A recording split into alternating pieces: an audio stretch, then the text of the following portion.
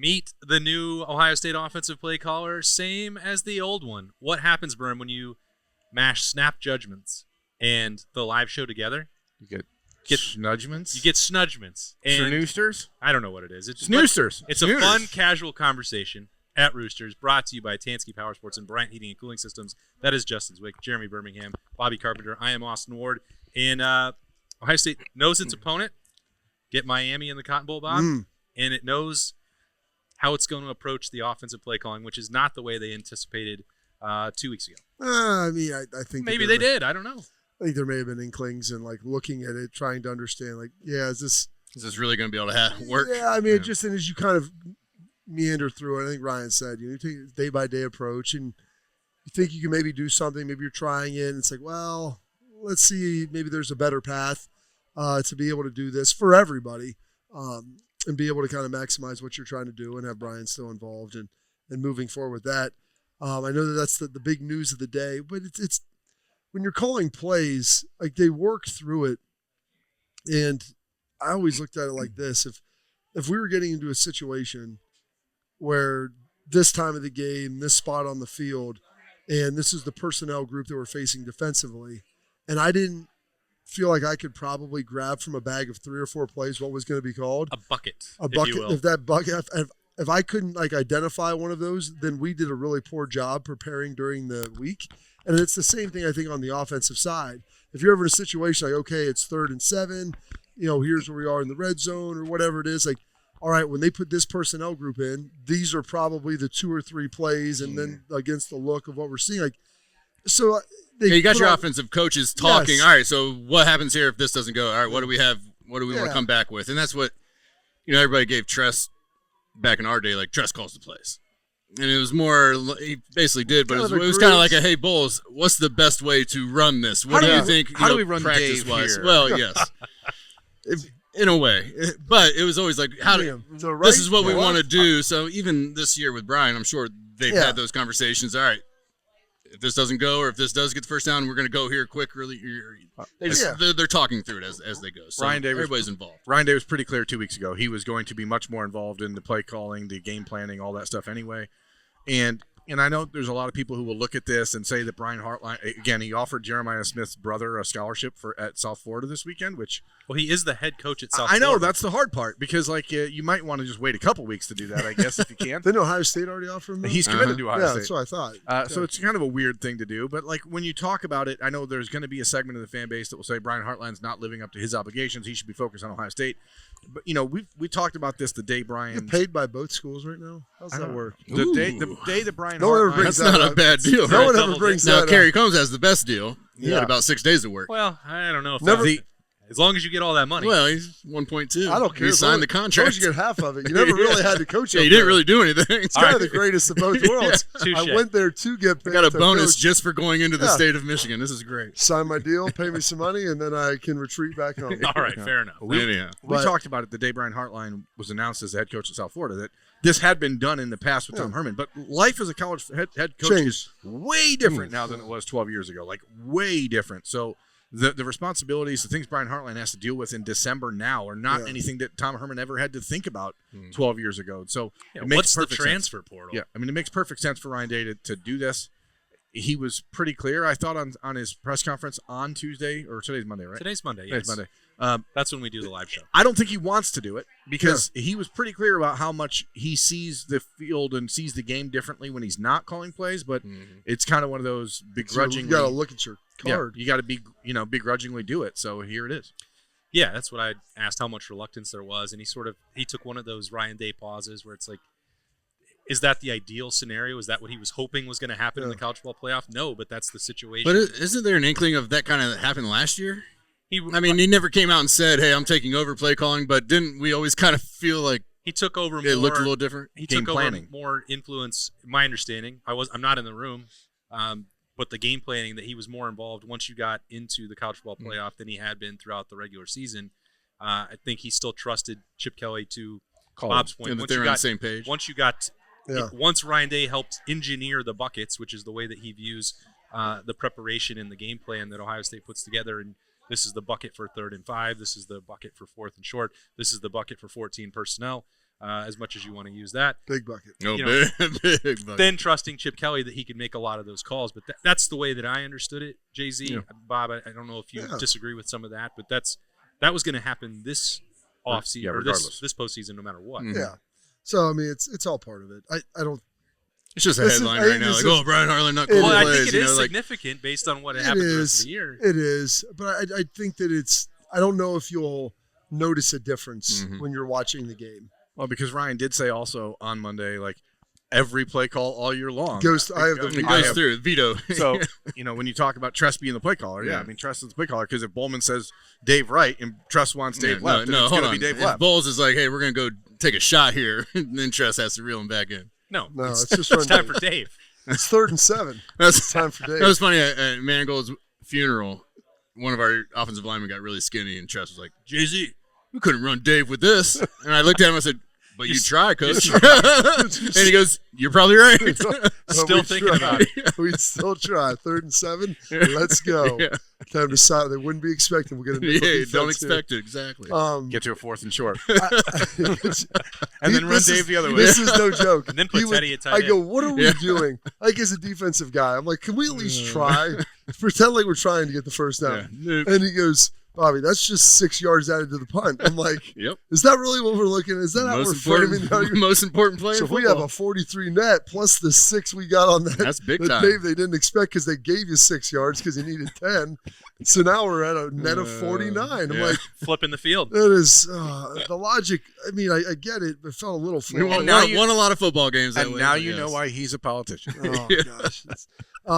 So speaking of politics, the way the game was structured as far as where we would be playing, who we would potentially be playing, I did not foresee Miami. Thought it would be a good game. I did not foresee Mario Cristobal putting together a coherent enough game plan. Did he though? Well, I mean, they missed some Enough. field goals, but I'm not going to put that on him. I think those were the right call. The poor dude, there's a 20-mile wind, That then it wind was- dies when he goes to kick one of them. I'm like, well, that got no fade on it. The poor guy's like, we'll play this right to left here, and then it just stopped, and he hits the post. I know that feeling. It had I've a seen little bit. Jay-Z It had a pull little it. bit of. Yeah. It had a little bit of. The golf course. Wow, I feel bad for the guy in the McAfee in the pregame. Like Oh. now that we knew how bad the wind was, but it had a little bit of like an Ohio State Michigan 2024 feel where it was kind of a slugfest, kind of gross. Yeah. Um, Or even, I don't know, the Big Ten championship game. well, I like to bring in the wind element because Okay. that I'll say weather. maybe that was part of the weather with some of the special teams miscues and mishaps. But I told somebody if you're telling me we're going to play Miami and Dallas, I'd much rather play Miami and Dallas than Texas A&M and Dallas. I mean, Or Miami. If you're going to play Texas A&M, you'd Not love that that to be in Miami. I'd play Miami and Miami. I'd Yeah. play Play whatever. Miami on campus. It doesn't matter. On their campus. Do you think? I mean, you watched the game, I assume. Yeah. I know you. What an assumption. I know you've watched other Miami games throughout the year. It seemed like they realized maybe they can play a different way than they have all year long. To me, like, and I know it was maybe forced on them because of the win. Yeah. But maybe like, wait a second, that's who our identity actually should be. Just because we paid Carson Beck $4 million Doesn't mean Yeah, we so have to throw it every You play. can't actually trust him to go earn that money. I think that's actually going to be something that you have to look for now because I Yeah. think for Cristobal, like he's probably like, wait a second, this is who I actually want to be Yeah. anyway. He's O-line coach. So I think that it's going to be much more telling than maybe we thought because a lot of the conversation is, well, the wind, the weather made it an ugly game. I think Miami's like, yes, let's play that game. But Texas A&M also had given up more, like the 7th most runs of 30 yards or more all season long. They were not a good rush defense. Yeah. But they play in the SEC. But they Well, also gave up some. Kind of. Well, and they also Yeah. give up. They played if the you go- bottom half of the if you go- SEC this year. They did. That's Yeah. basically all they played Yeah, outside that's of all they Texas. played. Yeah. But if you go look, they would also turn loose guys in the secondary occasionally, like Yeah. just wide open busts, like dudes out Mhm. there, no one around them but God for 10 yards. Yeah. So they were capable of giving up the big play, which if you're Miami, and they have Malachi Toney, who I know that you researched. I mean, people maybe don't know him as much in Columbus, Ohio, but he is a Player. very explosive athlete, young fella, and can get after it. And so they get him the ball in a multitude of ways, and that end around ended up being it. Heck, he should have had a kickoff or a punt return for a touchdown. It was a hell of a Yeah. play Mhm. where old boy gosh, swiped yeah, and just got him. the yeah. old shoestringer. Yeah. the old shoe just nipped it. I mean, Say all you got to do is get the foot. If you can get the foot to hit the and calf. you know that guy's jumping. You just got to keep those Yeah. high knee it there for a couple of yards. He'd have been in the end zone. So He was a teammate of Brandon Ennis at American Heritage. oh really? Yeah. They're probably pretty. I bet They're they're probably pretty good then. pretty prolific attack. And Mark Fletcher. Yes, there we go. Fletch, what a great movie. But like Miami, they're really good on all three levels of their defense. Their D line's good, linebackers are good. Secondaries, we saw a couple interceptions. Fitzgerald, he was actually one of my key players in the game. He has 4 picks. A true freshman. He's not like a regular starter, but then they had injuries, got him back in there. He had 2 in the game, for heaven's sake. But I mean, this is every team Ohio State plays from here on out is going to be good. Yeah. I mean, coming into that game, we knew their D was good, but coming out of it, do you feel like that could create a problem for this offensive As I was offensive watching line? the game, I'm like, man, these defenses look really fast. They're really good. And then I started thinking, like, about the middle of the game, like, no one is taking shots down the field. And so you're basically playing you're basically playing in the red zone the whole time. Like if you're not pushing it. So the wind was basically your 13th defender or 12th Yeah. defender. But when I don't Texas even think it A&M was the did, wind. they had guys wide open down the field, and Of Marcel course. Reed just couldn't throw them the I ball. think it's that Reed and Beck just are, and that's been Very average. the trend throughout the year. They're not dynamic game changers in quarterback, and so that's the problem. I think I'm going to let you guys in on a secret. It's that pessimistic, nervous Birm has already arrived.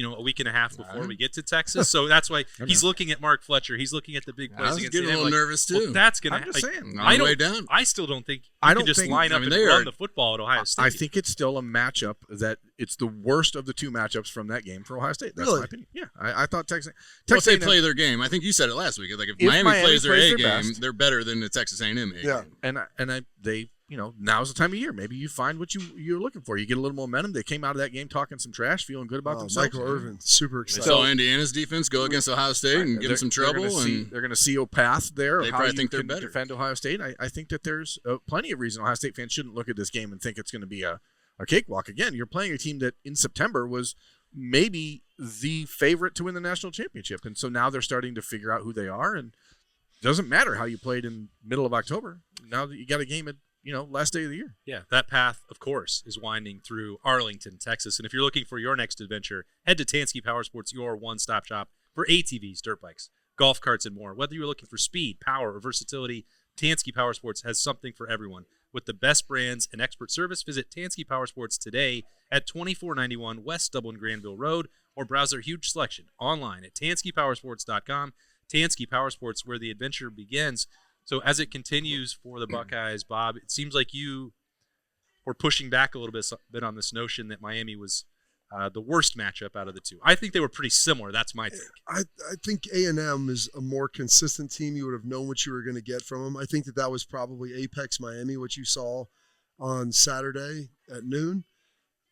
Do they get there again? And I think Texas A&M's defense is really good. They've got a lot of talent. I still think they're probably a year away from where Elko would like to be. I just look at how they play. They run the ball and they have Malachi Tony. That's kind of it. Yeah. If they want to drop back and let Carson Beck go, I go think ahead. Matt He'll make Patricia some would plays, very but much yeah, like he'll- to see that. Yes. I don't think. I mean, and I'll wear the coat of resident pessimist for this episode, but I don't. None of us ever wear that coat. You're the only one who owns it. It is not it's not a Miami team where you It's look tailored. at it and you think that they're going to score 34 points on Yeah. Ohio State. It's can Ohio State, with the way that the offense has been this year, the inconsistencies, the inability to punch it in the red zone, can the Buckeyes put together 4 or 5 possessions where they actually follow through and finish? And Miami's defense is going to make that real, real difficult. Like I think Texas A&M in the secondary is better than Miami, but the other part of the defense is not even close. And so, I don't think either of them, from an offensive standpoint, were going to be a major challenge for Ohio State. Are you worried about the offensive line? I would say that would be concern number 1, yeah, because it's impossible. And I thought Julian Sain actually shed a lot of light on things on Monday during his CFP-mandated presser. Like, he acknowledged that he needs to get rid of the ball faster. He was very, very comfortable early against Indiana, holding onto the ball for a long time, and then it all snowballed real quick. So I'm curious how he handles that. But, yeah, I mean, the offensive line, the Buckeyes' inability to establish the run against Texas, because that's where, when you're looking at matchups, that's what I think Miami is closest to defensively. Texas and Miami are as close as anybody Ohio State's going to play defensively all year long. So the Buckeyes had 70 yards rushing in that game. They scored 14 points. They had 200 total yards of offense. Then you play the Indiana game, and that's the second best defense Ohio State played, and you had 250 yards of offense, and you scored 10 points. Like those are there. He scored 10 points against Michigan a year ago. Like, I don't think that this offense should be something where we just assume that they're going to go out and score 35 points. It's not, if not this team. It hasn't been all year. Yeah, I don't even know if they've tried to really do that. I know, but now is it too late to just say, now we're going to? That's kind of been the playoffs Jeremiah towards Smith the end of the year. And Carnell Tate, maybe it's not. I mean, trust me, I hope I'm wrong. We've seen enough of this team to know, maybe this is just who this team is. One of the things that the rushing attack, I would push back on against Texas is that was before they were playing Bo Jackson. Sure, that was PB. Yes, and so since he's that was a game where Texas didn't necessarily have to worry about Julian that much either. I mean, they really protected him, I think, and that adds to another layer of that defense. Certainly. So I think, fair points. So I think in the red zone issue, trying to bring you down. That's a fun, casual conversation. And Miami's red zone defense is, I think that was the only category I found where they were outside of the top 20. Yeah. So I mean, that's good for us. I mean, they're 30th in that range. Well, I think even if you put it together, Bob, what Birm's talking about, Julian saying getting the ball out of his hands, and we've talked so much about the red zone issues. There was that third down play against Indiana where Bo Jackson is in the flat, loop everything together. Mm-hmm. After Bo Jackson is in the lineup, in the red zone, Julian saying with a chance to maybe just take that quicker check down out in the flat. He talked some about that early on Monday as well. You can put all these things together. They just didn't execute in really one game. Where everywhere else, even if they weren't trying to score 35 or 42 points, the efficiency and productivity of the drives was like off the charts. Oh yeah, and it was two red zones. It wasn't even. I mean, it was two drives. We went right down the field, right? Yeah. So I think the guard position with how Gabe played, I think was good. I think that helped. Taggart, they said, is not. He will not play. He will not play. He's unavailable. Yeah. Unavailable for this game. So and Padilla is likely the Fiesta Bowl if they make it. Yeah, Padilla is available. So we have the two guys who have played there. Yeah, you've got options. I feel like the rest of the offensive line's played pretty well for the most part this year. Would you agree? I mean, I don't disagree with that. I just think they haven't faced a group like the Miami group since Texas. The Indiana group is a different style, but I mean, it is an equally disruptive front four. Yeah. It is not nearly as physically talented as Texas was or as Miami will be. So. But they move around and do some different things that Miami's probably not going to do. Yes. Well, unless they watch that film and totally revamp their defense and say, all right, this worked for them. I would imagine that they will. I mean, the one thing is with that, like you have your spots by now. You've got your spots, and you kind of feel like what you're good at. There may be a couple things they'll pluck, but I can't imagine them. They're not going to throw a bunch of these stuff at these guys and be like, especially if it doesn't look good, we're going to get burned really bad on this. Yeah, if they don't trust their secondary, exactly. If the corners are a weak spot, are you going to start dialing up a bunch of blitzes to play one-on-one on Jeremiah and Carnell? And they just trust their four guys to go win. And that's essentially what Indiana did for 3/4 of that game. They moved around a lot, though. I don't know if Miami is a lot of free runners, a lot of linebacker blitzes, stuff like that. I mean, if you go back now we're just really digging into the archives, but go back to like the old Wisconsin defense under Jim Leonard. Yeah. That was all they did, right? Yeah. Like you just get a free runner, you cut a linebacker loose and hope the quarterback is able to read it quick enough. Mm-hmm. And that the last couple games against like for like opponents in the trenches have been it's not something where an Ohio State fan should be able to sit there and go, oh yeah, we kicked their ass, we're going to dominate this game. I don't see that happening. I'm not saying Ohio State can't win. I'm not saying they won't win. I'm saying right now, like you look at this and it's a strength against a strength, right? It's Miami. Feel better or worse this time last year? I mean, going into the Oregon game, going into the Tennessee game. Tennessee first game. I didn't have any doubt that Tennessee was not any good. I don't think Miami's not good. I think that they have been bad. Yeah. I think they've been inconsistent because I think they have horrible leadership and I think their coaching staff is inconsistent. But like their talent is top 5 in the country. That's not really a question. Okay. So you put talent together, and then you get some momentum, and all of a sudden you confidence, and then we saw what happened last year at Ohio State. Oh yeah, it does feel like he's on edge, doesn't it? A little bit. I'm just calling it like I sees it, folks. Yeah, I don't disagree with a lot of the things. No. The fact that it'll be a probably 80-20 Ohio State crowd, help. I think will. Now, granted, they just went into A&M and they did. And they handled it. I mean, it didn't look great, but it was a noon game. Like I don't know. 11 a.m. Yeah, no, it's true. Yeah. I don't know if that beautiful game, 11 a.m. playoff. If that game was at 8 o'clock at night, I don't know if that's the same outcome. No, I don't know if you can have the amount of energy in the night. Like just there's so much that goes. It's into different. The other thing, too, I will say with this, and I was thinking back, they did overcome the crowd. Now, there's kind of workshopping this. Well, the crowd also got put to sleep by the A&M offense. And that was my thing. I go, you never gave them a reason to cheer. Like, you've got to give them a reason to do, get on to their get out of feet their a little seat. bit. Yeah. I think they call it the Gloria Estefan effect. Yeah. You got to give them a reason to get on your feet. Get on your feet. That's Yep. But, we're really leaning into South Florida vibes. The rhythm is going to get you. well, If Julian Sain can get into a rhythm, he'll get him. I pitched this to Swags yesterday, and they're talking about how do you get the edge back. They've been off now. It'll be 20 some oddish days, or 25 I think is the number. Last year was 21 or 20. Yeah, so it'll be 25 total days from the Big Ten Championship. It's similar. And you've got Christmas in there a little bit, so you're coming off. Like, how do you maintain the edge? And I call that the Freebird effect. All right. Play the hits? When you're you want to play the hits. I'm going to need you to explain this. Well, because Coach, it's coming. You're gonna like where. All right, here we go. You're going to like this ride. There's no closer point to the edge. Urban always talked about the edge. You got to get on the edge. You got to find a way to bring this in. And there's a great movie that came out in the mid '90s by the name of Forrest Gump, starring Tom Hanks. Okay.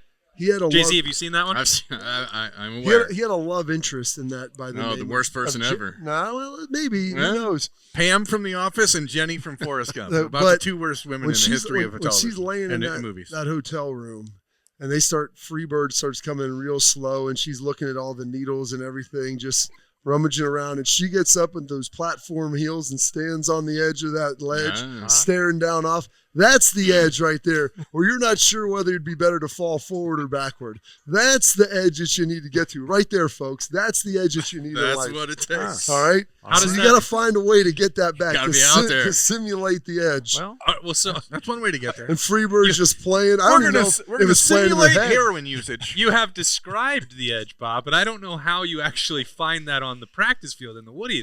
Did you get to that solution? You got to go up in the rafters of the inside of the Woody. You just lean over. I've been up there before. You got to get Jenny in there. You got to embrace your inner Jenny. She definitely was a terrible person. She definitely took Forrest to the edge. She took Forrest to the edge. And beyond. And then into the hospital. And we have just watched half of the audience run. They love it. Listen, everybody thinks. Then you see she's looking down. There's a little vertigo, or maybe it's the drugs. No one knows. A little blurry lights. Probably the drugs. Maybe a little both. She was wilding out. Do I fall forward? Do I fall back? That's the questions you're asking That's the yourself. edge. That's the edge these guys need to be on. Well, on Tuesdays you can run. For Roosters? Run, Forrest, run. Get to the Roosters. edge. And you can get, for $1, $2, $3 on Appetizer Tuesday. It's fried pickles. That one's like a donut. That's like a pickle ring. Snap. It's like a pickle ring. Jay-Z's absolute favorite. These are the only way I will eat pickles. Deep fried at Roosters with some spicy ranch on the side, or the ranch is fine. But the spicy ranch just gives it, every appetizer, the spicy ranch just gives it that little extra kick. They're a big deal. A big deal. Ooh, well done. Very good. All right, so that's a lot of Miami talk. Guess what? There's going to be even more of it after we take this quick break on the live show at Roosters, presented by Tansky Power Sports and Bryant Heating and Cooling Systems. Roosters has been so fortunate. We just want to be able to give some of that back to the community. They donate to organizations that are near and dear to their heart, and we're so fortunate to have been with Roosters now for a long time. They always go above and beyond to help support our foundation to further help veterans. It's just a wonderful feeling to know that Roosters supports the Buckeye Cruise for Cancer. All the folks at Roosters are just genuinely kind folks, and they want to make a difference. Thank you, Roosters Foundation. Thank you, Roosters. Thank you, Roosters. Thank you, Roosters Foundation. Precision engineering, rigorous attention to detail. A Bryant Evolution heating system is so well designed, it's as much of a joy to install as it is to use. Good to go.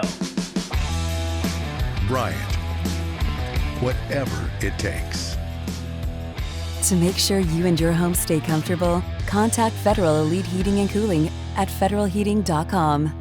Welcome back into Roosters for the live show. It is a fun, casual conversation at a fun, casual joint. And so aside from all of the Ryan Day conversation on Monday, hearing from the offense, Jeremiah Smith, he has become, and Birm and I said this over the summer. Talkative? A truth teller. If you ask a question, he will answer it. It's like the new Kanye and that's West. Good. Nice. That's like good Kanye West. That's good most of the time. Most of the But time. it does end with saying stuff like, we'll have something for them on New Year's Eve. We've got something for them on New Year's Eve. So he is. You think you got it? Maybe they got him a gift. You get it. That's true. Yeah, maybe they just have something. He does know for a lot them. of It's I don't know. Christmas Is- spirit. Is there? Yeah. Well, New Year's Eve. That's not traditionally real gift exchange. Those are his people. Well, they're not going to see him until then. It's kind of one of those. It's like you got travel the week after Christmas. Isn't that where the drama on the signing day, Birm? I mean, I know you were. Oh, was it Miami and us? Yeah. Oh, Miami, yeah. Let's Well, go. I think that's the most. It'll be Miami again, and whenever the season's over, they'll try again. Oh, Birm, don't. I don't said do they'll that. try again. I think that is a fascinating subplot because Jay-Z, you, Bob, you know something about Ohio State and Miami and the history of these two programs going after it. And then you look at the recent history it's been on the recruiting front. Like, there is one of the great quarterback performances of all time. 14 in Ohio State history. And 14 down in Fort Lauderdale? I think it was 13. Or was it 13? No, it was Joey like, Baseball? It was like 11. It was Was the year it was I fixed know. year. Is there? Oh, was It it? was fixed year. I was at that game. When he was throwing. I think one of those I could have got a hand on. Hey, Justin, when they tell you to throw it away, I mean, he was throwing that thing. I love that. the Put it in the pass chart stands. was All right. scattered. But you look at the history of these programs, like they haven't played a ton. One of the most famous games in college football history, of course. But then, now it has shifted to the recruiting trail, not just Jeremiah Smith, but going the other direction with some that the Hurricanes have won. Birm, like talk about Mark Fletcher and Justin Scott, and there's a lot of back and forth between Ohio State and Miami here. I mean, it's not unexpected. It's the most talent-rich area in the country. Ohio State obviously does pretty well in South Florida, always has. So you're going to run into these types of guys. It's just the guys that Miami took back from Ohio State are two defensive linemen from Chicago, who they just bought 2 years ago, Justin Scott and Marquise Lightfoot. And then you have the running backs that Tony Alford had both Mark Fletcher and Jordan Lyle committed for almost a year. And then they both signed with Miami on signing day in their respective classes. So it is what it is. Do you know they're going to have tons of talent? As I already mentioned, Malachi Toney was a teammate of Brandon Ennis. Obviously, Kenyatta Jackson and Jeremiah Smith played at Chaminade Madonna down there. Those are major feeder systems for Miami. So, and of course, the South Florida Express, ties down there. I feel like you need to slow down. What is the South Florida Is that what's his name? South Florida Express. What is South Florida Express? Yeah. It's a runaway train. Oh. What was the rapper down there? Luther or something? Luther Vandross? Luther Campbell? No, Campbell. Luther Campbell. Luther Campbell. No, he's not with South Florida Express. I thought maybe that was South the Florida Express. Express is the 7-on-7 team in South Florida that Jeremiah Smith and Brandon Ennis and Carnell Tate, all those guys are. Right, Carnell Tate's from Chicago. He played at the IMG Academy in Florida, however. Oh, yeah, he went down there for a year. But Chris Henry Jr. played Listen, on South when he Florida went to Express. when he went to Chicago, when he went California. back to California. Northwestern, they played "Homecoming" by Kanye West for him. So I mean, he's a Chicago kid. But yeah, I mean, it's great. When you talk about this rivalry, do you guys feel any obligation to like remind anybody when you see Jonathan Vilma, for example, or talk to him? Do you ever like do you still feel the need to poke to jab him, or do you just most of the guys, like I remember just doing different stuff in the media, and we do these events and we travel and do stuff, and I always get kind of hooked up. Ironically, oh my gosh, Vernon Carey, who is a friend, offensive lineman who played in that game. He played his whole career in South Florida. From there, went to school there, and then played for the Dolphins. Oh, wow. Was down there with Heartline, and he talks about the game and stuff. And I've traveled with him. We do these Super Bowl tours with the military. Great guy, and his son was a hell of a basketball player too. #1 overall dude, and went to Duke. But we have some time. Obviously, eases some of that, and most of those guys won a title the year before. Yeah. Now, same thing with Ohio State. Like winning back to back kind of puts you in a very elite, rarefied category to be able to do that. Vilma's the only one. However, I think Vern doesn't really talk about it. Like, he doesn't get worked up. Like DJ Williams would get worked up about it. Philip Buchanan, some of those guys would get worked up about it. But it was holding, by the way. Well, but here's the thing, and this was Vilma's argument, and it's 100% true. And it's a very and he's the most rational of all of them, and a great guy. Most of those guys are all good dudes, but very rational. And he goes, "We should have never been in that position. Right. We were significantly better than you." Right, because if they would have called the holding on Chris Gamble on the third down play like 3 minutes before that, it would have never went to overtime. Well, I get that. Oh, that's not what you're talking If about. Maurice doesn't strip the ball coming out, the interception But out of the end zone, anybody, a lot of stuff in there. Anybody would look at the two teams and be like, "Listen, if they ran like 8 plays on offense. You would have talked about doesn't matter being an offensive coordinator. It was like Tecmo Bowl. Like you would just pick one of the 4. It's like, oh, Here we go. Run the post to Andre. Nope. Off tackle to Will Smith. Give it to Willis. Now we're going to run the drag to because it worked all the time. They always work because they just had better players than everyone. But they didn't realize you guys had 80 NFL players on that. We did a lot of NFL guys, and we had a really good scheme. And where they weren't quite as good on their offensive line. Yeah. They had obviously Carey, and they had some good. We were really good, and the great D line, as we were just talking about with Miami, can negate a lot of things. Great equalizer. And they had never had pressure. Ken Dorsey used to wear that baggy white sweatshirt and T-shirt. That thing never had grass stain on it. You just sit back there. And whoop, but it's different though. You look at a guy like, now we're just going to go in the Wayback Machine. If you line up against a guy like Tim Anderson, right? You're not going to be like, oh, that's a guy's going to kick my ass right now. But then he did. But by the end of the game, you're like, this wasn't fun at all because he doesn't stop. And it was the best game. Kenny Peterson probably played at Ohio State. Will Smith. Will Smith, Darian Scott. I mean those guys were beasts. We had some monsters, man. Monsters. And they got after. We had a scheme, too, that Dino put together that they had never seen. And that's why everybody's like, I don't like the long layoff. I go, dude, you can put in a whole new thing. You got like a training camp. Yeah. We put a whole new package in. And then back then it was one team you were playing, so it was like, this is all they do, and we're going to attack this way. And they didn't. It was wild. I couldn't believe when we were game playing, I'm like, this is really all they run. Like, where's the rest? Where's the rest? Where's the rest? Where's the rest of the And it's like, well, I guess they just beat their guys every time. Which they did. So until it stopped. And when you're able to get pressure up front, that negates a lot of things. As we've seen, the knife can cut both ways. When you're the team getting pressure, it helps. When you're the team getting pressure. And Tress got rid of Dave. He just ran QB power the whole game. Well, we ran QB Dave. Yeah, so, QB Dave, just with an extra blocker. Krenzel threw, I think, for 127 yards in that game. It may have been less than that. That was the legendary quarterback performance I thought you were talking about. Yeah, it may have been less than that. It wasn't good. And Krenzel, in all fairness to him, he may have lost about a year or two of cognitive health in that game. So I remember him walking over the sideline. I was like, he kind of looks drunk right now. Yeah, that's one of those games. He like, took a beating. If that happened in today's football, Craig Krenzel would not have. He would have made it through like this. It would have been Scotty McMullen. Scotty Mack would have been coming in. Liddell Ross and Maurice the old gunslinger from Granville. But that's, it took a performance like that because. And listen, it wasn't like our offense didn't have some great players. Maurice obviously was really good. Offensive line was huge Michael back Jenkins, who's first-round draft pick. You had Chris Gamble out there. He had the long catch down the field. We maybe had the some most guys. underrated player in the history of Ohio State. He was the best athlete. Because Chris doesn't talk ever. Yeah. He literally doesn't. Quietest dude ever. Yeah, he lived in the dorms for 2 years. Like, where in the world is that? You have the option to move out? No, I'm going to come on back. I'm good. I'm live in the dorm again. Get those meals on his card. I'll never forget when I was going around our freshman year. That was during the break to have I have a football signed by all the guys in our class or that year, and I went down and knocked on Troy's door, and I'd never. You think like you don't really go to guys' rooms all the time, and I'd never been on Troy. He was like 12, I was like 20, and I remember Chris came to the door. I was like, "Oh, he's like, you want me to sign that?" I was like, "Well, actually, no. Like I know that you're a really good player, but this is just." He's like, "Oh, cool, man." I'm like, "Do you live here?" He's like, "Yeah." I'm like.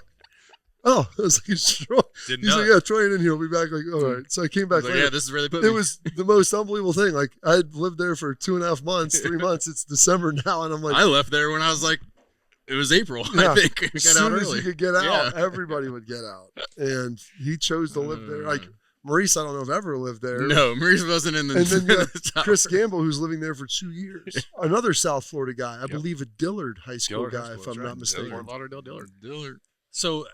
When you talk about the long layoff and the opportunity to plan there, Bob, Birm, you mentioned that you think there's some reason to criticize Miami's coaching staff.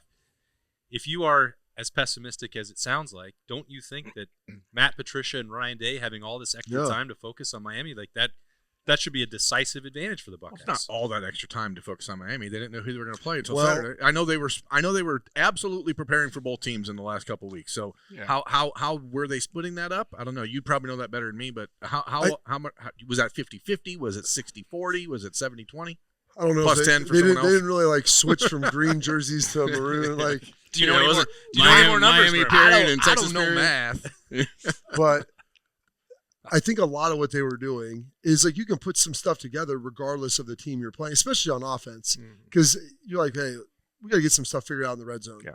That's not really opponent inclusive. Yes, it can be agnostic. Like we need to figure out some ways to change some things, and then we're going to find out how they play those 4 things. and 17. We could use them in the red zone. That is allowed. So either they're going to play. There's only a handful. And 25. There's only a handful of coverages you play in the red zone, and so like either play some man. There's some bracket concepts. Not too much you can do, right? It's like 2 or 3 different things, and it's like okay, well we'll put some stuff in for all of these because maybe we use it this week. Hopefully we get a chance of not to use it the following week should we advance. So I think they did some of that, and then there's some stuff defensively that they were kind of tinkering with and moving on. Like these are some things that have given us trouble. Let's see if we can have some better answers and solutions for that. So I don't know if it's necessary. Like we put in that scheme for Miami, but it wasn't really for Miami. It was just something that like we could put in and put in this new defense, kind of like what we give them a different view the next year of Kansas State. Like sure. yeah, they do this, but this could kind of work against a lot of different people as well. What would you like to see in the red zone, Justin? Touchdowns? Oh, okay. Very specific. That's like Ryan Day's answer. very. What do you do with the defensive front? You block it. All right. I guess I'll ask a better question. Yeah, no, I mean, I think you're onto something, just leaving our playmakers on the field, making that defense realize, like, you got to cover these two. I mean, that could take, Ryan's talked about when Jeremiah's there, that's 2 guys away, and we have another tight end. It should be another gap. Like, well, if you have Carnell out there and as that's well, 4 maybe guys that's away. 4 guys away, and maybe we can, open up some running lanes that way with Bo in the game when he gets you down inside the 10-yard line. So I'm guessing we won't see a ton of the tight end stuff. And I'm sure they will throw something in there just because that's what they've done all year, but maybe a little wrinkle that they've been holding back to really make sure we get the score. Maybe some cute Although you runs. think maybe they'd have done it last week. Ryan was asked about, what has he seen in the last couple of weeks? Spencer Holbrook from Letterman Row asked, and Ryan, without saying it, brought up, like, do we have the right packages out there? Do we have the right personnel out there? Like, he knows that there's a problem there. He's not going to just throw it under the bus and say, well, we don't have our best players on the field enough.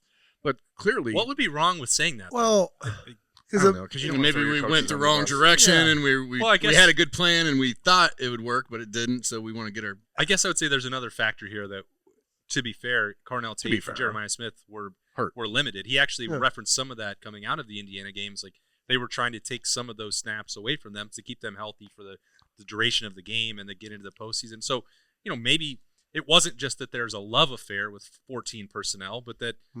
Putting both of them on the field for 50 to 60 snaps, they weren't maybe quite ready for that. Maybe. You're not stretching the field there. I mean, you're when you're more likely to get rocked in the end zone too. Could be grasping. I mean, look at that catch. Was that Marvin against Georgia? Think about that hit. You eliminate. Yeah, that but you think about Brandon Ennis getting in. I mean, we can do so much when we're spread out, and you move them. You see man, and I know I have this coming underneath there. Like, I mean, it opens up a lot of stuff. To me, when you're asking, what do you want to see in the red zone? Like, that's what I want to see. I want to see the offense spread out the defense. I don't. Yeah.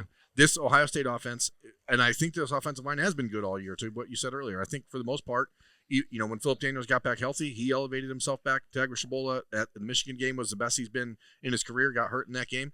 I think the offensive line's been good, but I still think you have the best weapons in the country on the outside. Spread them all out. Bo Jackson is a really, really good running back, really great at making the first guy miss. All you need at that point is just to make one guy miss and you're in the end zone. So, as a defender, when you come up to the line of scrimmage and you see the offense all in the box, I mean, does that make you feel a little bit better about, all right, we have a better chance here? Unless you're facing Joe Burrow? So, well, the part of it is like we made it 3/4 of the show. You start doing, you do different things. And so, like, they've been preparing and packaging for that. And that's the one thing offensively, like, they had kind of made that such a big part of their red zone and short yardage that now maybe you have some time to experiment and explore with some other things that, like I said, they're kind of scheme agnostic for who you're playing. Like, we can do some of this. Let's see if we can work this. Maybe we do some 13 and just put Jeremiah out there. Maybe we move him around. There's a lot of different things that I was, like, thinking, going back to your senior year where they, Tress runs Teddy out at the wing and, then you do something like that. And you saw in their last year against Notre Dame, the motion with Jeremiah in the backfield, we didn't see that all year long, but I'd sure like to see that play again. Haven't seen Jeremiah in the slot, haven't seen any of the stuff that, like, can just provide a wrinkle without having to completely overhaul the offense. And so that's some of the things that, like, this week you probably try to lean into. And so to your point, like, well, now you've been preparing and looking at this the whole time. Well, now if they come out in a different personnel group, and now this is different. We didn't really have a lot of this on film, so we don't have a lot of calls to be able to go with that. Because there's certain things like you can't call because, good coaches, you can, But I played for coaches like, well, just if they run this, sometimes you have to openly acknowledge if they get in this and we call it, well, we're screwed. You got to just survive the down. You don't want to say that too often. Just don't give them the score. But some coaches will be like, what's the number? How many times can you say just beat them with effort? I'm like, because their guys aren't playing hard. Yeah. My bad. Yeah. Like, we're in a bad spot, and I'll tell you that Bill beat 'em with Parcells effort. was an idiot. well, there was a coach who may or may not have been coaching the Chicago Bears last year who his line was like, we'll just beat them with effort. We don't have that guy covered. Hey. Like, just acknowledge, like, hey, we'd better get there with the rush, and we better hope they don't run this. This is what we're giving up. That's a Toledo one right there. Watch. Don't talk bad about those guys. He's a Toledoan? Yeah. Gosh, that makes me feel sad because I would like to like him more. Yeah. Unfortunate. All the things that you guys mentioned, like we've seen, I think some of the solutions already repped by Ohio State, where you mentioned, Bob, quarterback run. If you're looking for extra, help with the blocking, the Bison package, we saw like Justin Terry play some of that in November. Didn't really come back to that. Birm, you talked about. I want you to get old K-Mac back. K-Mac in there. back well, there, we give saw me that. C.J. Donaldson lead blocking for Lincoln Keenholz. I'm good with it. That play worked very well. Caden McDonald, I thought that was actually a touchdown in the game for C.J. Donaldson when they put him in at fullback. In that same game later on, you saw Brandon Innes and Max Clare putting the Michigan defense in a blender down there in the red zone. Like, all that stuff exists, which I think is what made the Indiana game so maddening. It's like, well, you have all of this available to you. Yeah. As soon as it comes back to the game, it's like 11 dudes in the box. Here we go. Like, we know what's going to happen. They ran that play in practice in the red zone. I was standing behind, and I was yelling. I forget who the safety was, and I saw Claire flexed, and Innes was right behind him, started motioning. I was like, hey, they're running the stack slant back. Please tell me that you recognize this. I saw it twice in the game. I saw the formation. You know it's coming. Like, just be aware of it. But it's still going to be tough to stop. You can know it, and unless you're going to dedicate, this is the thing, unless you're going to dedicate 3 guys to it, you have to go 3 over 2 at that point, and that's where the numbers start coming into play. It's really difficult to stop. Yeah, and if you're not safety, you're like, well, if I go down there and he goes out here, then I'm, you're guessing. Exactly. You're guessing. And so that's why, like, okay, well, you just play both of them and then have a guy play the high. Well, now you're a guy short on Jeremiah, or you're a guy short in the run, or whatever you want to do. There's different ways to be able to do that. All right, so we are getting. So they already have an answer. They have the answer. Yeah, it's there. Yeah. Just got to pull it out of your hat. That's right. We're getting ready to head down to Texas. Can't wait to get down to the Lone Star State. Hopefully Nicole's foot is feeling better by that point. Miss you guys next week. Yeah, so I'm just going to come in here and sit on Monday by myself. You please do. Also, I think we'll probably be doing a show in Texas. They'll be here, on Tuesday. We will do something in Dallas on Tuesday. Yeah, so Bob will be down there. We're trying to figure that out. Well, I'm trying to figure out when you're going to do it. So I'm when is the game? Is it Thursday? Wednesday.